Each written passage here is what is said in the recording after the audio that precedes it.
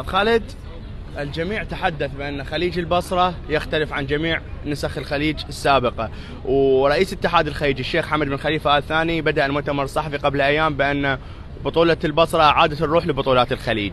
شنو الاختلاف اللي لاحظتوه بالبصرة عن البطولات السابقة؟ والله كل شيء مختلف في البصرة. أولا أنه نظمت بعد سنوات طويلة، أكثر من 43 سنة.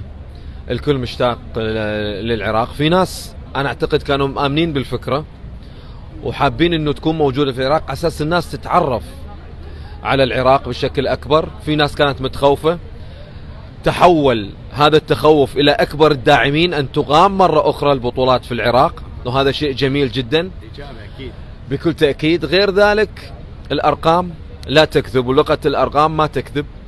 520 ألف متفرج قبل المباراة النهائية، كأكبر عدد حضور جماهيري في تاريخ بطولات الخليج منذ أن أقيمت في عام 1970. هذا أكبر دليل على أن شغف كرة القدم هو الأكبر في الخليج موجود في العراق، والحضور الجماهيري هو دائما ما ينجح كل بطولة. حتى في معايير الفيفا الحضور الجماهيري هو أساس نجاح أي بطولة.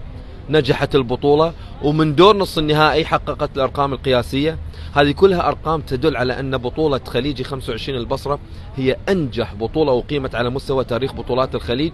غير هذا الحفاوة، لا سمعنا لا مشاكل، لا سمعنا لا بلاوي موجودة في العراق، بل أنه كل خليجي من كل جنسية يردد أن العراق كريم، أن العراق يمتلك قلوب صافية، بأن العراق محب. أنا أعتقد العراق والبصرة احتضنت الخليج بشكل كبير جدا، فهنيئا لنا كخليجيين انه وشرف لنا انه البطولة اقيمت في البصرة وفي العراق، وهذا امر بلا شك يفرحنا ويسعدنا. وانا قلت على فكرة كنت اتمنى انه خليجي 26 يقام في بغداد، خليجي 27 يقام في المحافظات الشمالية، لنعوض العراق عن ال40 سنة اللي فاتت، فهو يستحق ذلك. شكرا لك، والله مبادرة حلوة. الله يسلمك. سؤال أخير، منو راح يشجع بالنهائي؟ أنا معلق المباراة النهائية. قلنا هذا الخبر قبل القناة وكانوا هذا حصر منبهين علي إني ما أعلن. صعب المباراة ما بين بلدين شقيقين يعزون علي كثير، عمان والعراق، لكن أنا أعتقد من بالقلب راح تلعب بالقلب.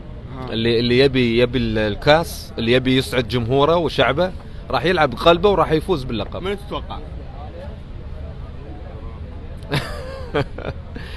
انا اشوف انه صعبة تؤخذ من العراق، لانه بين ارضه وبين جماهيره يبي يسعد شعبه، لكن لا تستهين بالمنتخب العماني.